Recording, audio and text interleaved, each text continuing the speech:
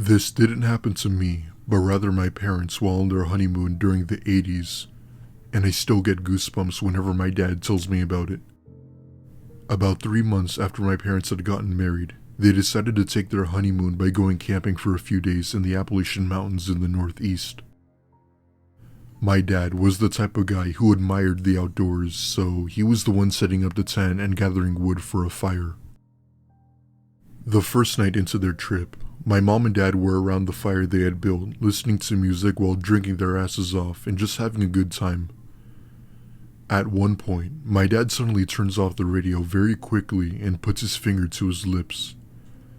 My mom starts making hand signals to him, asking what was wrong. It was completely dark out and very hard to see, but the light of the fire was enough for my dad to see a tall, shadowy figure standing about 15 feet away from them. He then gives my mom the hint that we need to go inside the tent to give the person the hint that they didn't want to be bothered. Needless to say, they go back inside and my mom falls asleep instantly while my dad stayed awake with his .22. My dad is a pretty big guy, 6'4", and also served 4 years in the military, so he wasn't afraid of anything. Eventually, he started to get tired and fell asleep, but was immediately woken up by the sound of my mom screaming. There was a massive-sized hole ripped through the tent, and that's when my dad could see someone's face looking at them. My dad then picked up his .22 and shot a few rounds at the man dressed in all black, but he quickly ran off and was never caught. My mom and dad then packed up and ran all the way back to the truck and sped off, leaving their belongings behind. The next day, they had both gone back to collect their stuff, only to end up finding that their site had been completely trashed. Holes in the tent, things thrown and kicked, and a large knife laying on the ground that certainly wasn't theirs. My dad then later reported the incident to the ranger station, or the proper authorities, but he wasn't sure what had happened after that. They still wonder what would have happened to them had whoever that was managed to get in their tent successfully.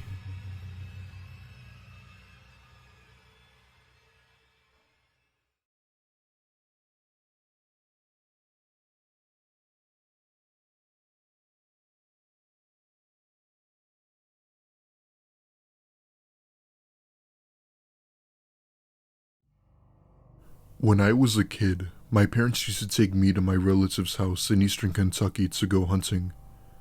The closest city is Whitesburg. My uncle had taught me everything about the outdoors and lived in a cabin up in the mountains surrounded by forest in all directions. As a young boy, he and I used to sit out on his back porch at night and use predator calls to try and call something down out of the hills. He and I were out using one of his tapes. We had been out there for a while and hadn't seen anything, so we were planning on going to bed. We were about to pack everything up when he realized that his squirrel feeder was empty and that he needed to fill it back up with seed. He then walked up the hillside about 25 yards when my aunt came to see as to why we were still outside. The only light out that night was from his porch. He was about 35 yards up the hill and called back saying that he forgot his flashlight. So my aunt went back inside to get one of his spotlights. We had forgotten to turn off the tape with the predator calls, so I turned it off. And that's when I noticed my aunt was stiff as a board. I looked up at her and she had the spotlight shining straight up to the squirrel feeder where my uncle was. I heard her say something along the lines of, "It's coming toward you, Jim." My uncle turned around saying, "Huh?" Then, a little louder, she says, "It's coming straight toward you, Jim." That's when I looked up and saw a set of eyes about 15 feet away from where my uncle was standing. It was closing in on him. Whatever it was massive. The eyes were about 4 to 5 feet off the ground, and whatever this creature was, it managed to get the drop on a man who has spent his whole life in the woods studying and tracking predators. My uncle was facing us with his back to the woods, so we told him to freeze. We all just stood there for about 3 minutes, which seemed like a lifetime. It was dead silent. No crickets, no sounds of the night, and it was probably the most creepy 3 minutes of my life.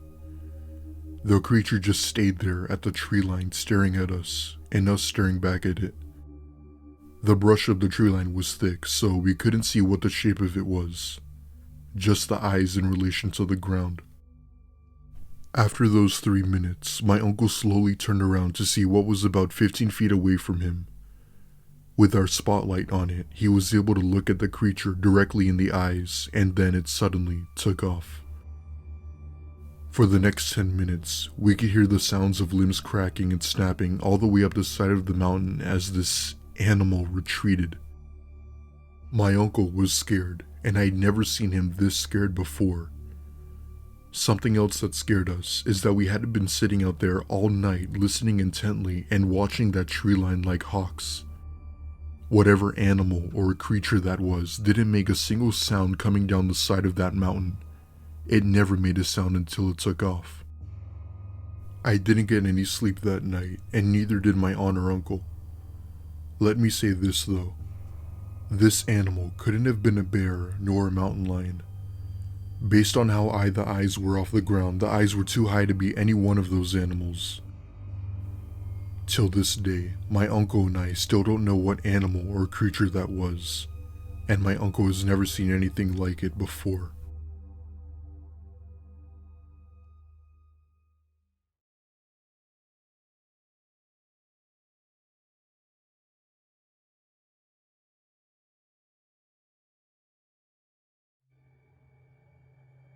About 2 years ago, I lived in a rural area in the state of Kentucky. The house I lived in wasn't anything special. It was just a house that was appropriate for 1 or 2 people to live in. One day, I was going for a hike on a neat little trail that I had recently discovered near my backyard that was about 5 or 6 miles long. It just so happened to be the perfect length for me, considering the fact that I was in my 50s and couldn't really walk that far. I had brought along a gallon of water with me and a snack if needed. Anyway, as I'm walking down the trail, I, for whatever reason, look to my right and see an old cabin that looked like it had been there for years. This was very strange because I'd been living in my house for the past 8 years and never once came across this cabin, not to mention how close it was. I had my camera with me and took this as an opportunity to get some really cool shots of it. I walk over to the cabin and snap some photos of the inside and the outside. The inside of the cabin was empty, excluding a few beer bottles and other trash. That night when I got home, I was reviewing the pictures I had taken of the cabin on my computer and was going through the photos when one of them caught my eye. Upon closer inspection, I could see what appeared to be an old woman in one of the windows. My heart dropped into the pit of my stomach once I saw what I was looking at. This made absolutely no sense because I didn't see anyone when I was looking around the cabin. I've never believed in the paranormal, but I still have no explanation to my encounter till this day.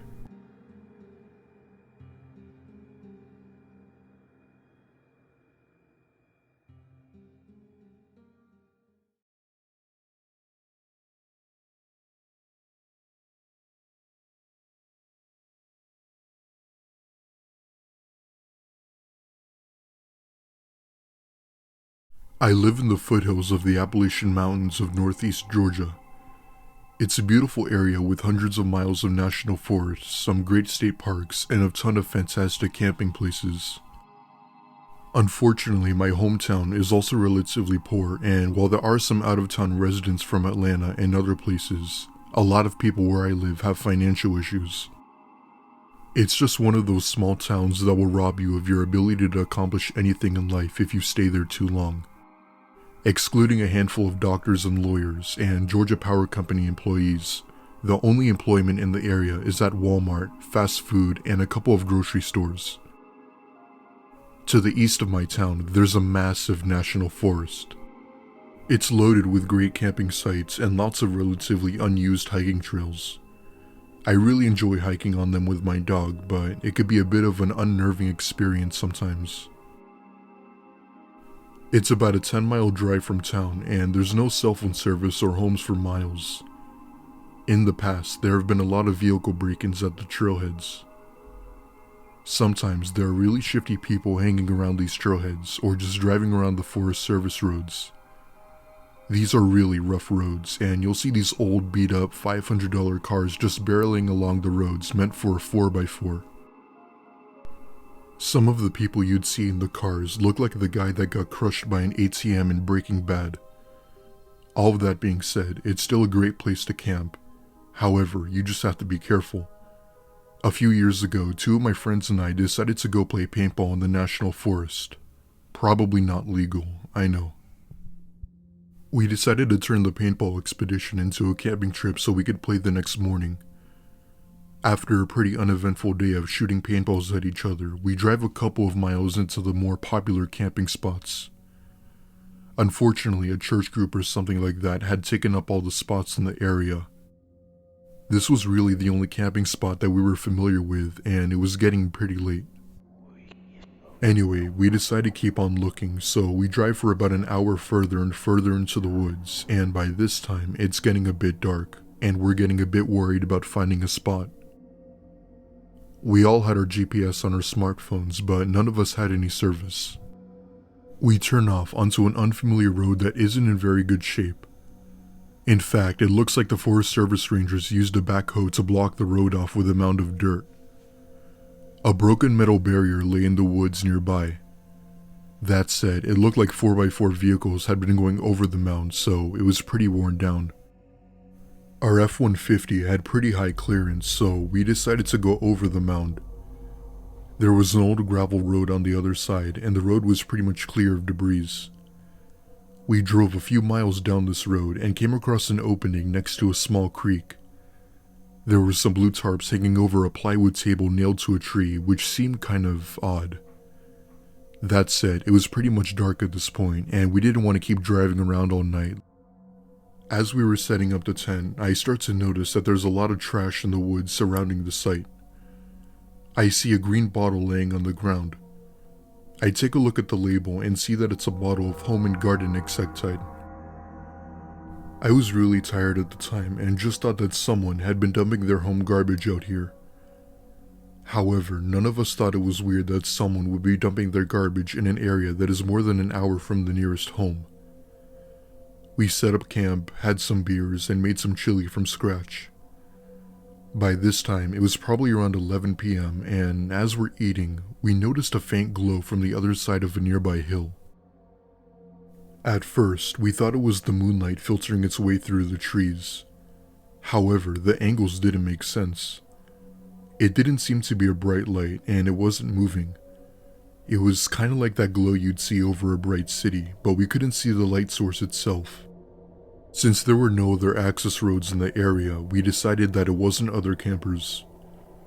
The hill was about a quarter mile from our campsite, so we decided to go investigate.